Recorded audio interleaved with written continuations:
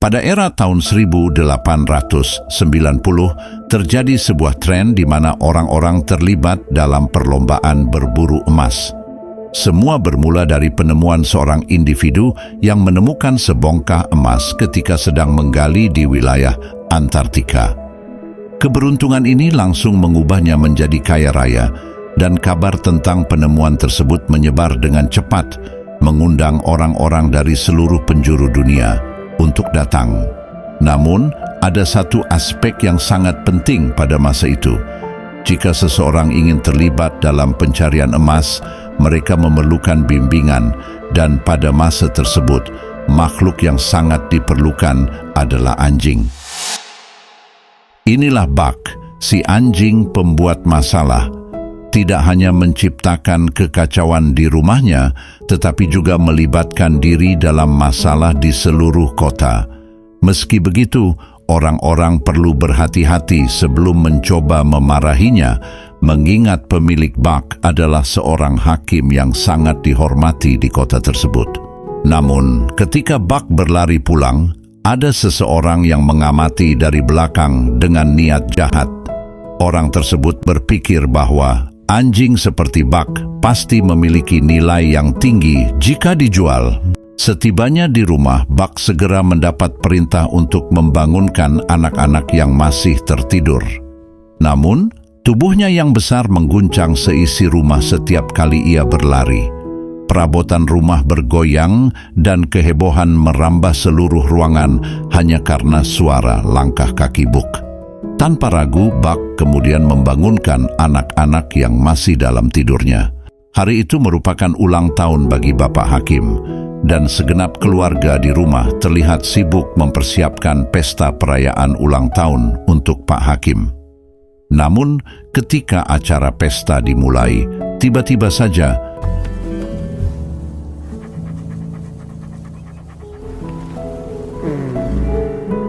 malam harinya, Pak Hakim yang marah pada Buck menghukumnya dengan membuat Buck tidur di luar seorang diri. Namun, ketika keadaan menjadi sunyi, ternyata seseorang yang sebelumnya berada di pasar datang secara diam-diam. Ia mulai memanggil-manggil Buck dari kejauhan. Saat Buck mendekat, orang tersebut melemparkan makanan ke dalam kereta kuda. Terpancing oleh makanan, Buck masuk ke dalam kotak tersebut, namun tanpa disadari bahwa itu adalah perangkap.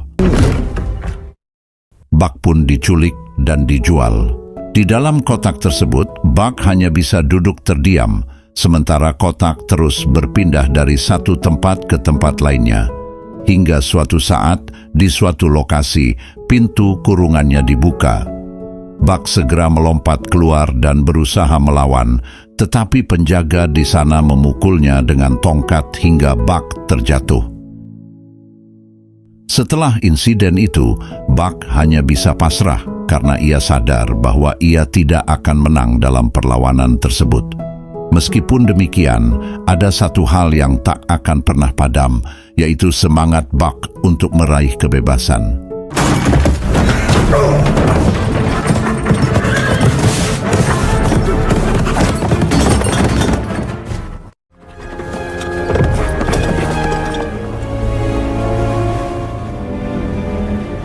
Ternyata, Buck sedang berada di atas kapal di tengah laut yang sangat jauh dari rumahnya. Saat waktu terus berlalu, kapal itu akhirnya berlabuh di Alaska, tempat di mana para pemburu emas berkumpul. Di sana, Buck berjalan sambil ditarik menggunakan tali. Buck melangkah dan memperhatikan lingkungan barunya. Di tempat ini, ia mendapati banyak orang asing dengan sikap yang jauh berbeda dari suasana kota yang pernah dia kunjungi. Tiba-tiba, kaki Buck menyentuh salju dan ia merasa kaget karena ini adalah pengalaman pertamanya merasakan sentuhan salju. Saat sedang bermain-main dengan salju, tali di lehernya tiba-tiba lepas. Buck langsung berlari dengan penuh semangat. Namun dalam kecerobohannya, ia tidak sengaja menabrak seorang pria tua. Orang tua itu dengan ramah menyuruh Buck untuk berhati-hati saat berlari.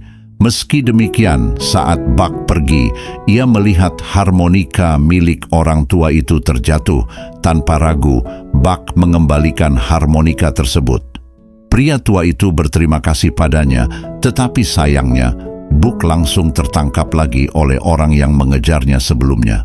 Bahkan, ia dibawa ke tempat penampungan anjing untuk dijual. Buck pun hanya bisa menunggu bersama dengan para anjing-anjing lainnya. Tidak lama kemudian, datanglah seorang tukang pos bernama Ferrol. Di antara banyaknya anjing di sana, Ferrol langsung jatuh hati pada Buck dan memutuskan untuk membelinya. Sejak saat itu, Ferrol menjadi majikan baru Buck. Beberapa waktu kemudian, Buck harus mengikuti Ferrol naik ke atas dataran yang lebih tinggi. Sesampainya di atas, Buck bertemu dengan kekasih Ferrol, seorang wanita pengantar surat bernama François. François mengeluh sedikit karena Ferrol hanya membeli Buck, padahal ia merasa butuh 2 ekor anjing untuk membantu perjalanannya nanti. Meskipun begitu, Ferrol merasa tidak masalah meski hanya memiliki 1 anjing, mengingat tubuh Buck yang sangat besar. Tidak lama kemudian, Buck diperkenalkan kepada anjing-anjing penarik kereta luncur lainnya. Di antara mereka, terdapat Skid sebagai pemimpin anjing-anjing, termasuk sebagai pemimpin Buck nantinya. Ferrol memberikan pengenalan singkat dan menyarankan Buck untuk mengikuti anjing-anjing yang lainnya, mengikuti rute yang telah ditetapkan. Setelah itu, tugas pertama Buck pun dimulai. Meskipun sebagai pemula, Buck tidak langsung berlari mengikuti gerakan yang lain. Sebaliknya, ia malah diam dan tidak fokus, teralihkan oleh kehadiran seekor kelinci di sisi jalan. Akibatnya, rombongan itu pun terguling. Meski kejadian tersebut menyebabkan kekacauan, Perrault tidak marah sama sekali pada Buck. Sebaliknya, ia tetap memberikan semangat kepada Buck. Setelah itu, kereta pun kembali berjalan. Disitulah Buck perlahan-lahan mulai belajar bagaimana menjalankan tugasnya, hingga akhirnya mereka berhenti dan istirahat. Pada malam itu, Buck berbaring di luar dan tidak dapat tidur karena kedinginan. Ia memutuskan masuk ke tenda. Namun François langsung mengusirnya keluar lagi. Namun, tiba-tiba, Buck melihat seekor serigala besar dengan mata yang terang sedang menatapnya. Buck merasa kebingungan dan ketakutan pada saat itu. Namun, ketika Buck menoleh lagi, serigala besar yang tadi dilihatnya itu telah hilang. Malam itu, Buck berusaha beradaptasi dengan kehidupan barunya yang sangat berbeda dari kehidupan nyaman di rumah mewahnya dulu. Singkat cerita, hari demi hari pun berlalu di mana Buck dan anjing-anjing lainnya terus melanjutkan tugas mengantarkan surat. Ketika tiba waktunya untuk istirahat dan makan, Skid sebagai pemimpin rombongan anjing langsung merebut ikan milik salah satu anjing lain. Anjing-anjing yang lain hanya bisa merasa ketakutan dan tidak ada satu pun yang berani melawan Skid. Melihat keadaan tersebut, Buck pun langsung menghampiri dan memberikan jatah ikan miliknya. Anjing tersebut sangat berterima kasih pada Buck. Keesokan harinya, kereta masih terus meluncur untuk mengantar surat seperti biasa. Saat tiba waktunya istirahat, Buck selalu memperhatikan betapa arogannya sikap Skid pada anjing-anjing lainnya. Bahkan, Skid tidak mau berbagi air sedikit pun kepada anjing yang lain. Melihat hal itu, Buck berinisiatif untuk membuat lubang baru agar teman-temannya bisa minum. Melihat tindakan Buck yang membuat inisiatif tersebut, Skid semakin membenci Buck. Di sisi lain, Ferrol dan François sedang memeriksa kekuatan jalan di lapisan danau beku ketika terjadi insiden. Buck melihatnya dan dengan sigap melompat untuk menyelamatkan François. Saat François berhasil keluar dan selamat, Buck yang masih berada di dalam air malah terbawa arus dan tenggelam. Ferrol berlari memanggil-manggil Buck. tetapi tidak bisa berbuat apa-apa. Awalnya terkesan bahwa Buck telah meninggal dunia, namun ternyata Buck berhasil selamat. Dia berhasil berenang dan keluar dari salah satu lubang. Ferold kemudian memeluk Buck dengan sangat erat. Di sana terlihat bahwa walaupun Buck adalah anjing barunya, Ferold sangat menyayanginya. Pada malam harinya, François pun berterima kasih pada Buck dan meminta maaf jika sebelumnya ia pernah meremehkan Buck. Setelah itu perhatian Buck teralihkan oleh seekor kelinci yang berlari. Buck pun mengejarnya dan bermain dengan sangat gembira bersama anjing-anjing yang lain. Setelah kelinci itu tertangkap, Buck langsung melepaskan mangsanya. Namun saat kelinci itu pergi, Skid rupanya merasa iri dan terancam oleh kehadiran Buck. Ia kesal dan cemburu melihat bahwa majikannya dan anjing-anjing lain lebih menyukai Buck. Skid akhirnya menyerang Buck dengan beberapa serangan bertubi-tubi.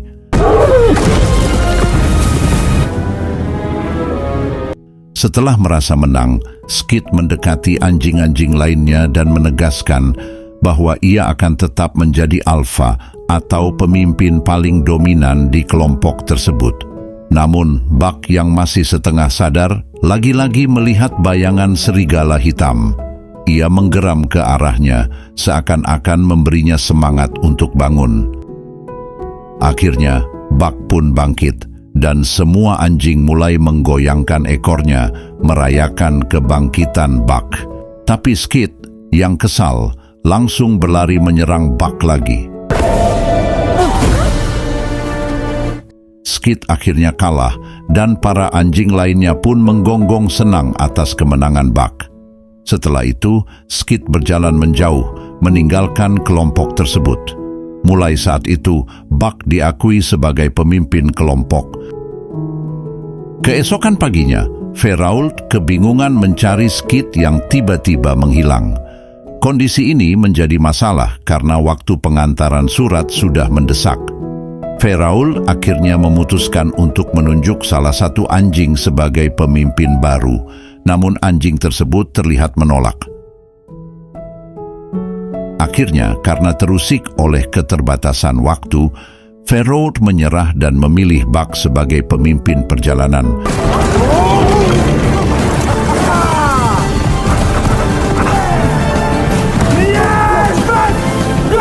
Mereka bersorak dengan bahagia karena keretanya dapat melaju lebih cepat dari biasanya. Namun, gema dari suara Ferold membuat salju di sekitarnya longsor. Ferold pun menyuruh Buck untuk menghindar ke arah kiri. Namun tiba-tiba, Buck kembali melihat bayangan serigala hitam besar di atas sebuah goa, seolah-olah memberitahunya untuk melewati gua tersebut.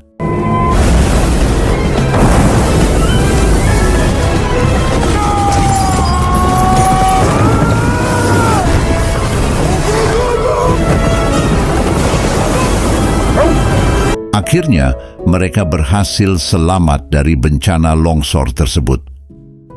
Tidak lama kemudian, mereka akhirnya sampai di sebuah kota dan langsung membagikan surat-suratnya kepada semua orang di sana. Semua tampak sangat bahagia saat membaca surat dari orang yang mereka sayangi.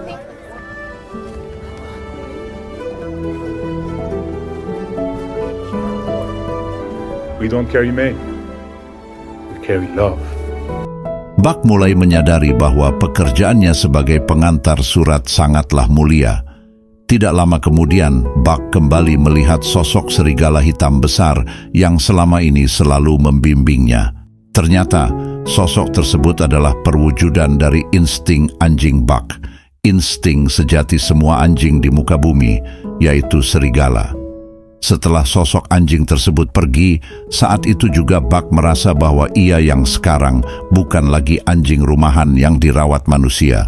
Ia merasa bahwa dirinya hampir sepenuhnya sudah kembali ke jati diri aslinya, sebagaimana para nenek moyangnya dulu.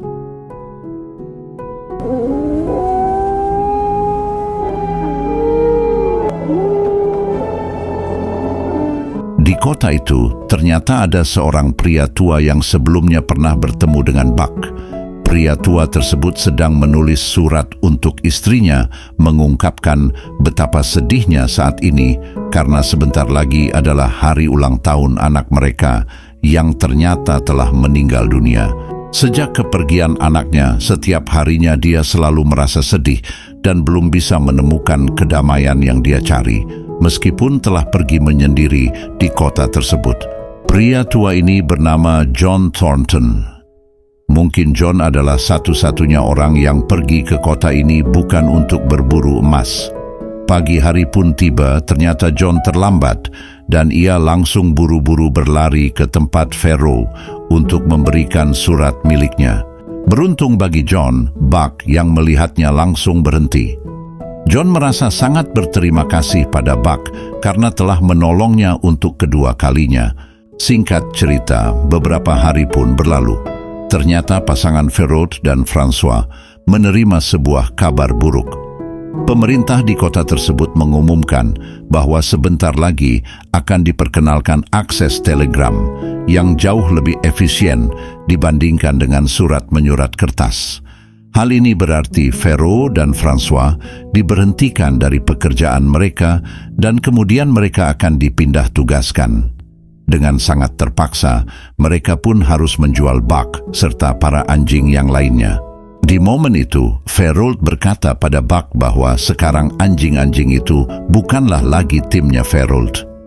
Saat ini, mereka adalah tim dari Buck. Siapapun majikan baru para anjing itu nantinya, Buck harus tetap memimpin mereka semua. Akhirnya, mereka pun berpisah. Suatu hari datanglah seorang pria bernama Hal.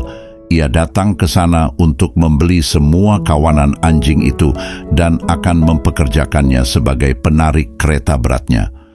Awal penderitaan bagi para anjing itu pun dimulai. Pada awal pekerjaannya, mereka mulai menerima kekerasan fisik dari Hal, mulai dari cambukan hingga nyaris dipukul dengan tongkat. Ketika kebetulan John sedang berjalan dan melihat mereka, ia berusaha untuk menghentikan perjalanan mereka. John menyadarkan mereka bahwa sebentar lagi musim semi akan tiba, artinya danau es yang akan mereka lewati di depan nanti akan segera mencair. Hal tersebut akan sangat berbahaya jika mereka tetap memaksa berjalan melewatinya. Namun, Hal tetap keras kepala, sementara John tidak bisa berbuat apa-apa.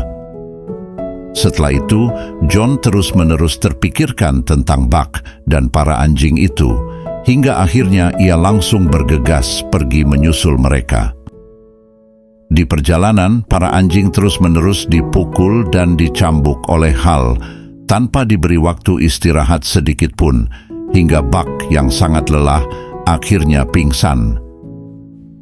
Hal yang sangat marah langsung mengeluarkan pistol dari pinggangnya dan ingin menembak, merasa bahwa Buck sudah tidak berguna lagi.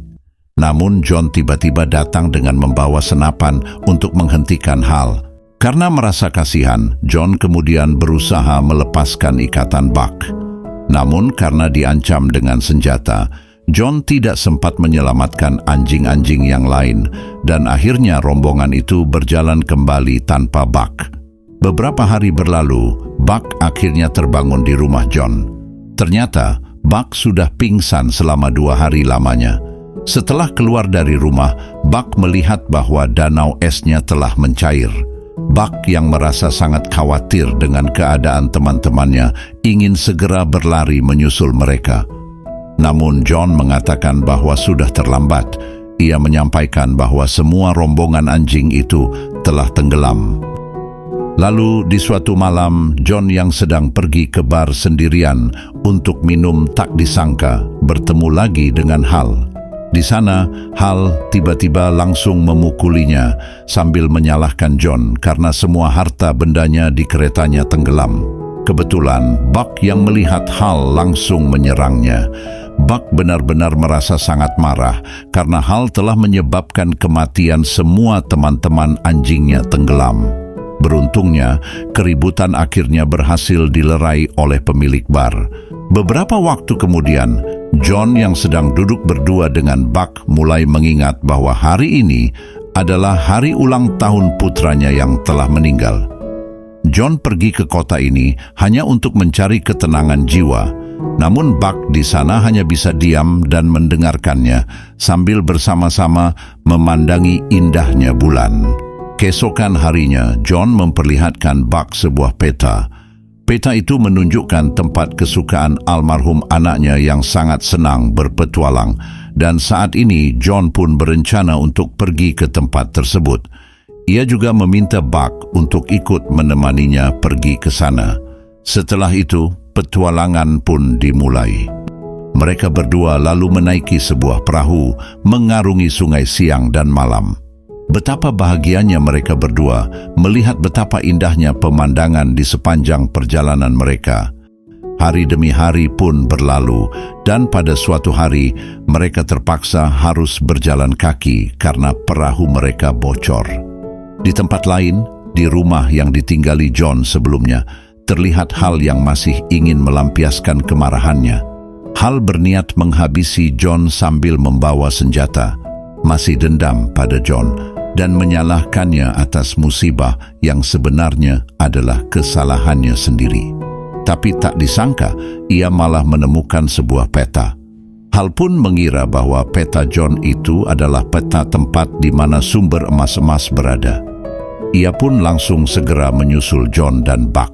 Waktu terus berlalu dan akhirnya sampailah mereka di tempat tujuan. Tempat di mana tak pernah ada satupun orang di zaman modern yang pernah ke sana. John lalu berkata bahwa di tempat inilah nenek moyang mereka berdua hidup, yang mana pasti disitulah dulu manusia purba dan para serigala berasal. Kemudian mereka menemukan sebuah pondok tak berpenghuni. John merapikan tempat itu, dan mereka kemudian beristirahat di dalamnya. Keesokan harinya, John yang sedang mandi di sungai tanpa sengaja menemukan emas di dasar sungai.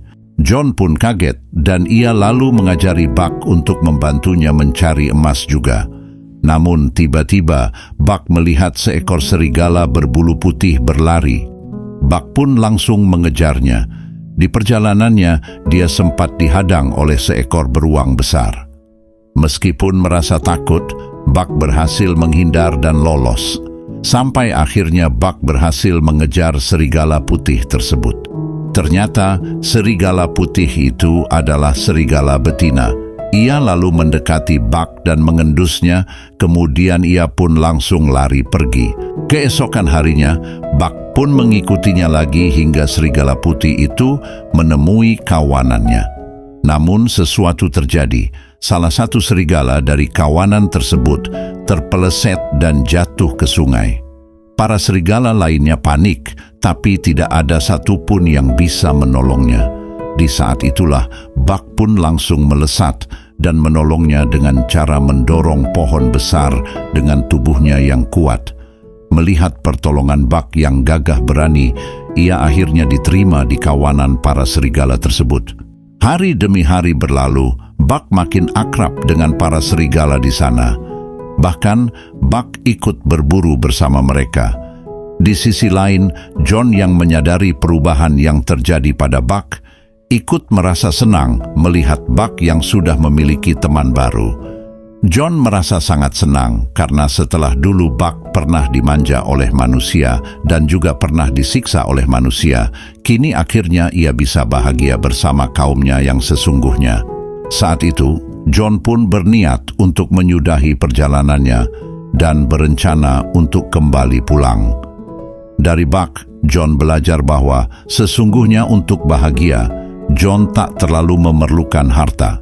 Yang sesungguhnya diinginkan oleh John adalah tempat di mana ia bisa diterima keberadaannya. John pun lalu mengembalikan emas-emas yang selama ini ditemukannya ke sungai dan hanya membawa secukupnya saja. Namun saat Buck melihat John yang sedang mempersiapkan barang-barangnya, Buck pun sadar bahwa kebahagiaannya bersama John di tempat itu akan segera berakhir. John berniat untuk kembali ke desa dan kemudian membeli sebuah kereta dari sisa emas yang dibawanya. Mengetahui niat majikan yang akan pergi, Buck pun merasa sedih bila dia harus berpisah dengan keluarga serigalanya. Namun, John berkata bahwa dia akan pulang sendirian dan mengizinkan Buck untuk tinggal di sana bersama keluarga serigala barunya. Pada malam itu, John menyuruh Buck untuk kembali berkumpul dengan para serigala di sana dan kembali lagi pada pagi hari untuk saling berpamitan. Namun saat hari mulai gelap, malam terakhir di tempat itu pun diwarnai sebuah tragedi. Tiba-tiba, Hal datang membawa senapan dan langsung menyerang John dari kejauhan. Untungnya, tembakannya meleset, tapi lampu minyak yang digenggam John itu pun jatuh dan kemudian membakar seisi rumah. Dalam perkelahian itu, John berusaha membuang senjata Hal dengan sekuat tenaga. Saat mendengar suara tembakan dari kejauhan, Buck yang sedang tidur dengan para kawanan serigala di sana pun langsung berlari sekencang-kencangnya menuju ke tempat John. Saat tiba di sana, Buck melihat Hal yang sedang mengacungkan senjatanya ke arah John. Dengan sigap, Buck langsung merebut senjata itu. Hal kemudian menggunakan tongkat untuk menakuti Buck, tetapi Buck yang saat ini sudah berbeda menunjukkan keteguhan hatinya.